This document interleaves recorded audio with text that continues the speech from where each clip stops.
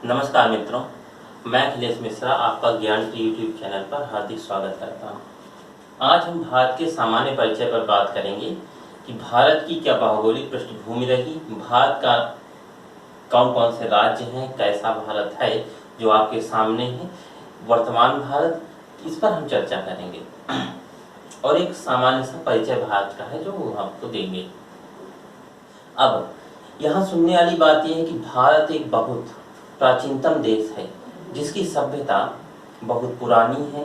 इसे इसके क्षेत्रफल के कारण इसे महाद्वीप की संज्ञा भी दी गई। किसे? भारत को। भारत महाद्वीप है। भारत का नाम जो प्राचीनतम नाम है वो है आर्यावर्त। आर्यावर्त भारत का प्राचीन नाम है। भारत का प्राचीन नाम है आर्यावर्त। इसका नाम भारत जो पड़ा वो किसके नाम पर पड़ा? तो राजा भरत के नाम पर इसका नाम भारत पड़ा। राजा भरत या भरत कबीले के नाम पर इस देश का नाम भारत पड़ा। प्राचीनतम जैन, बौद्ध तथा हिंदुओं के जो ग्रंथ और कथाएं हैं उसमें इसे जम्बूद्वीप भी कहा गया है भारत को। अब दूसरी बात, जो हमारे पास भारत का पहले जो भाग था उसमें पाकिस्तान भी इंक्लूड हुआ करता था। ये पाकिस्तान भी भारत का ही भाग था। जो डिवाइडेशन के बाद भारत अफगानिस्तान भी था। यहाँ पर एक नदी भारत से प्रवाहित होती हुई इधर जाती जिसका नाम है सिंधु।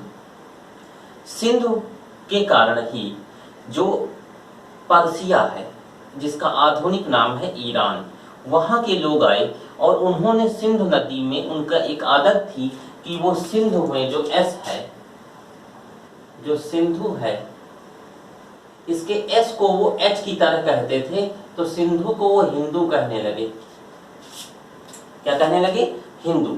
सा को हा की तरह कहते थे, means in place of S जो है वो एच का प्रयोग करते थे, इसलिए उन्होंने सिंध नदी को हिंदू कहा। सिंध नदी को हिंदू कहा और इस देश के लोगों को हिंदू और हिंदुस्तान कहा, हिंदुस्तानी कहा। पहले हिंदू शब्द चला था लोगों के लिए भी, फिर वो हिंदुस्तानी बदला, हिंदुस्तान हुआ, ऐसे। इसके बाद हमारे एक हैं वैज्ञानिक जेम्स, उन्होंने भारत के लोगों के लिए जो है इंडस शब्द का इस्तेमाल बताया है। वो बताया है कि जो यूनानी लोग थे वो इस सिंध को कहते थे इंडस। क्या कहते थे? इंडस। और भारत को कहते थे इंडिया। तो बात आई कि जो इंडिया शब्द है, इंडिया है, इसकी उत्पत्ति किस शब्द से हुई? तो ग्रीक भाषा के शब्द इंडोस से हुई है। इंडिया शब्द की उत्पत्ति ग्रीक भाषा के शब्द इंडोस से इंडिया शब्द की उत्पत्ति हुई। और यूनानियों ने भारत को इंडिया कहा तथा सिंधु नदी को इंडस कहा। यह तो छोटी सी एक बात थी। अब बात आती है कि यह छोटा सा एक परिचय था। अगर हम संविधान के हिसाब से देखें तो भारतीय संविधान के अनुच्छेद 1 में, इंडियन कॉन्स्टिट्यूशन के भाग 1 के अनुच्छेद 1 में लिखा है, India that is Bharat shall be a union of state. India अर्थात भारत राज्यों का एक संघ होगा, समूह होगा। हमारे पास भारत के ये राज्य हैं तथा उनसे संबंधित हम कुछ छोटी सी बात कर लेते हैं, भारत के राज्य और उनसे संबंधित राजधानियां। अगर हम यहाँ देखें तो माँ भारती भारत माता कहा जाता है। यदि हम देखें तो इनके शीर्ष पर इधर हिमालय है, बाएं हाथ में इधर जैव विविधता का भंडारण है जो परीक्षागत महत्वपूर्ण है, तथा बाएं हाथ में नदी प्रवाहित होती है ब्रह्मपुत्र। दाएं हाथ में माँ भारती के देखें तो राजपूताना लैंड है, पंजाब है जो भारी मात्रा में खाद्यान्न पैदा करता है, तथा इस तरफ बहती है सिंधु। यदि हम भारत माता के मध्य भाग को उदर मान लें तो यहाँ प्रवाहित होती है माँ गंगा, तथा यहाँ पर भारी मात्रा में खाद्यान्न उत्पादित होता है। और आप देखिएगा कि माँ भारती के जो चरण दक्षिण भाग है, इसको बराबर धोने का काम करता है आपका अरब सागर, बंगाल खाड़ी और हिंद महासागर, ये बराबर पखाड़ते हैं। अब हम देखेंगे कि भारत के जब हम उत्तर पश्चिम तरफ देखते हैं तो अफगानिस्तान और पाकिस्तान स्थित है। जब हम उत्तरतम तरफ देखते हैं तो चीन जो भारत जो बहुत बड़ा देश है तथा जनसंख्या में सबसे अधिक है वो है, नेपाल है, तथा छोटा सा देश जो कभी गुलाम नहीं हुआ भूटान है, तथा हमारे बाएं तरफ स्थित या हमारे पूर्वी तरफ स्थित म्यांमार है। अच्छा, बंगाल खाड़ी है, ये है जो हमारे आसपास है, तथा मां भारती के चरणों में परमानेंट बैठा हुआ कौन है, तो श्रीलंका है। प्रश्न आ जाता है कि भारत के नक्शे पर श्रीलंका हमेशा प्रदर्शित किया जाता है, क्यों? इसका बिल्कुल सरल सा जवाब है, क्योंकि भारत 8 डिग्री झुका हुआ है। जो इसका झुकाव है कितना है, 8 डिग्री झुका हुआ होने के कारण। ठीक है, पीसीएस लोअर पीसीएस जैसे एग्जाम में पूछा जा सकता है। अब हम एक बार नजर से देख लेते हैं, तो हम शुरू करते हैं उत्तर से। जम्मू कश्मीर अभी हमारा विभाजित हो गया, उसमें एक दोनों को यूटी बना दिया गया है, केंद्र शासित राज्य बना दिया गया है। जम्मू कश्मीर जिसकी राजधानी हमारी श्रीनगर बनाई गई, लद्दाख है, पंजाब जिसकी राजधानी चंडीगढ़ है, हिमाचल प्रदेश जिसकी राजधानी शिमला है, हरियाणा जिसकी राजधानी चंडीगढ़ है, और चंडीगढ़ खुद भी एक केंद्र शासित देश, केंद्र शासित राज्य है। हम बात करेंगे, ये हमारा पंजाब, हिमाचल प्रदेश ये हो गए। अब बात आई उत्तराखंड की, यूके उत्तराखंड। उत्तराखंड की राजधानी हमारी देहरादून है। ये हिमालयी राज्य हैं हमारे, जम्मू कश्मीर, हिमाचल प्रदेश, उत्तराखंड। और इसके बाद आता है उत्तर प्रदेश। उत्तर प्रदेश की राजधानी लखनऊ है। हरियाणा की राजधानी भी चंडीगढ़ है, और यहीं पर हमारी राष्ट्रीय राजधानी भी यहाँ स्थित है। राष्ट्रीय राजधानी हमारी क्या है, तो राष्ट्रीय राजधानी दिल्ली है, दिल्ली, जो भारत के मध्य भाग में स्थित नहीं है, उत्तरी भाग में स्थित है। किधर है, उत्तरी भाग में, मध्य भाग में तो मोहम्मद बिन तुगलक की थी राजधानी, जो उन्होंने हस्तांतरित की थी देवगिरी, यदि आपने इतिहास में पढ़ा होगा तो। उत्तर प्रदेश की राजधानी लखनऊ है, बिहार की राजधानी हमारी पटना है, झारखंड की राजधानी हमारी रांची है, छत्तीसगढ़ की राजधानी रायपुर है, पश्चिम बंगाल की राजधानी कोलकाता है। पश्चिम बंगाल ये हमारा बांग्लादेश के किनारे किनारे होता हुआ और इधर सिक्किम और भूटान के पास यहाँ तक स्थित दार्जिलिंग तक जाता है। सिक्किम की राजधानी हमारी गंगटोक है। असम की राजधानी हमारी दिसपुर है। आंध्र प्रदेश की, अरुणाचल प्रदेश की राजधानी हमारी ईटानगर है। नागालैंड की राजधानी हमारी जो है वो कोहिमा है। मणिपुर की राजधानी हमारी इम्फाल है। मिजोरम है, इधर ये हमारा त्रिपुरा है जिसकी राजधानी अगरतला है। हमारा ये यहाँ पर असम के जस्ट नीचे और बांग्लादेश के टच में हमारा राज्य जो हिमालयी राज्य होता है मेघालय, जहाँ सबसे ज्यादा वर्षा होती है, इसकी राजधानी शिलांग है, जहाँ पर एकमात्र मुख्यालय असम राइफल्स का स्थित है। अच्छा, ये हमारे 7 सिस्टर्स पूरा कंप्लीट हुआ इधर का। अब हम इधर नीचे की तरफ आते हैं। ये हमारी ओडिशा है जिसकी राजधानी भुवनेश्वर है।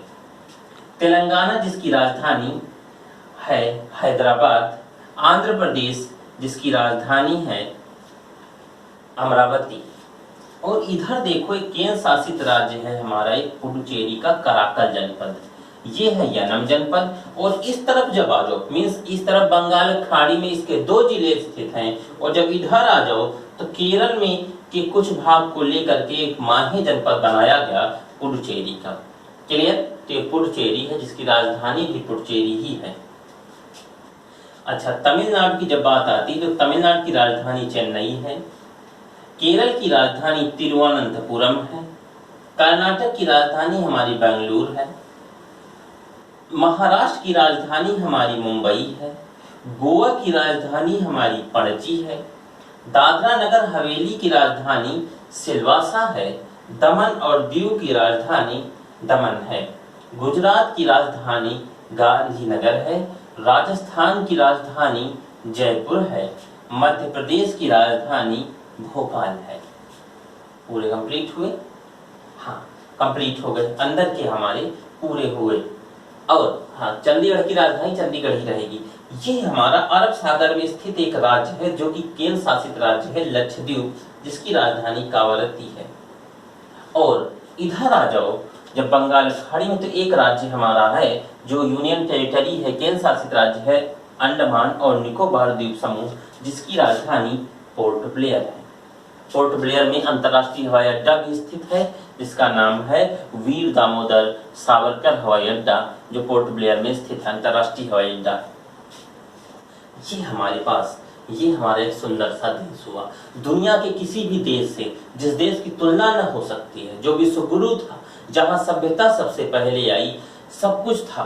भारत में आप देखें कि जैसा स्विट्जरलैंड है, वैसा भारत का ये उत्तरतम भाग है, जहाँ हिमालय स्थित है, बर्फ है, सब कुछ है। हरियाली की बात, विविधता की बात आती है, इधर सेवन सिस्टर्स की हम बात करेंगे, असम, नागालैंड, मणिपुर साइड, इधर बिल्कुल बढ़िया है। यदि हम रेत और सूखे की बात करेंगे तो राजस्थान और मध्य प्रदेश साइड, हमारा गुजरात भी उसमें आता है। यहाँ नमक का अच्छा उत्पादन होता है। यदि हम मछली की बात करें तो गुजरात और कलकत्ता, इधर पश्चिम बंगाल, दोनों तरफ भारी मात्रा में मछलियां पकड़ी जाती हैं। यदि हम बात करें कि भारत के दक्षिणतम तरफ प्रायद्वीपी, तो यहाँ पठार है भारी मात्रा में। यहाँ पर किनारे किनारे तटीय मृदा पाई जाती है, जिनमें हमारे ज्वारी वन, मैंग्रोव वन ये स्थित हैं। हम अगर जो बात करें तो हमारे पास दक्षिणतम भाग पर जब हम आते हैं तो हमारे पास मन्नार खाड़ी स्थित है, जहां पर सबसे बड़ा क्षेत्रफल की दृष्टि से जैव आरक्षित मंडल हमारे पास है। यदि हम बंगाल खाड़ी देखें तो यहाँ से बराबर मानसून बनता है, जो भारत के मध्य भाग पर वर्षा कर और कृषि को सुनिश्चित कर तथा खाद्यान्न उत्पादित करता है। इस सारी चीजें भारत के, हम झारखंड को देखें जो बिहार से काटकर बनाया गया, कोयले का तथा खनिज का अपार भंडारण है। यदि हम छत्तीसगढ़ को देखें जो मध्य प्रदेश से काटकर बनाया गया, तो यह चावल का भारी उत्पादक है। यदि हम तेलंगाना राज्य को देखें, आंध्र प्रदेश राज्य को देखें, तो ये मांस के अच्छे निर्यातक हैं। यदि हम भारत के आसाम राज्य को देखें तो चाय का बहुत बड़ा उत्पादक है तथा निर्यातक भी है। उत्तर प्रदेश, हरियाणा, पंजाब ये खाद्यान्न के बहुत अच्छे उत्पादक हैं। मध्य प्रदेश, राजस्थान ये तिलहन और दलहन के बहुत अच्छे उत्पादक हैं। मूंगफली का बड़ा अच्छा उत्पादन करने वाला राज्य हमारा गुजरात है। सूत का सबसे अच्छा उत्पादन करने वाला हमारा राज्य महाराष्ट्र है तथा फलों में भी अग्रणी राज्य महाराष्ट्र हमारा है। अगर हम देखें नारियल के तथा मसाले के उत्पादन में, तो केरल, कर्नाटक और तमिलनाडु ये वाला ये क्षेत्र भारी मात्रा में मसाले का उत्पादन करता है। 0 डिग्री रेखा हमारे भारत के तमिलनाडु राज्य तथा केरल से होकर के गुजरती है। इनसे 0 डिग्री होकर, 0 डिग्री का नहीं 10 डिग्री होकर गुजरती है, जो देशांतर वो क्या बोलते हैं, अक्षांशीय आधार पर यहाँ पर जैव विविधता को भारी मात्रा में देती है। और आपने देखा भी होगा यहाँ पर फूल फल आपको अधिक मात्रा में मिलते हैं। विविध भाषाएं, विविध पहनाव, विविध बोलियां और विविध प्रकार की जलवायु के बावजूद भी हमारा देश एकीकृत होकर के रह रहा है, जो हमें आगे बढ़ने तथा मेंस के लिए हमें अच्छे अच्छे प्रश्न और अच्छी अच्छी बातें बताने लायक ही हमारा बहुत बहुविविधता परिपूर्ण देश है। तो इस देश के गौरव और प्रतिष्ठा की गाथाएं इसी तरीके आपको मिलती रहेंगी। ठीक है दोस्तों, सब्सक्राइब करना न भूलें आप हमारे चैनल।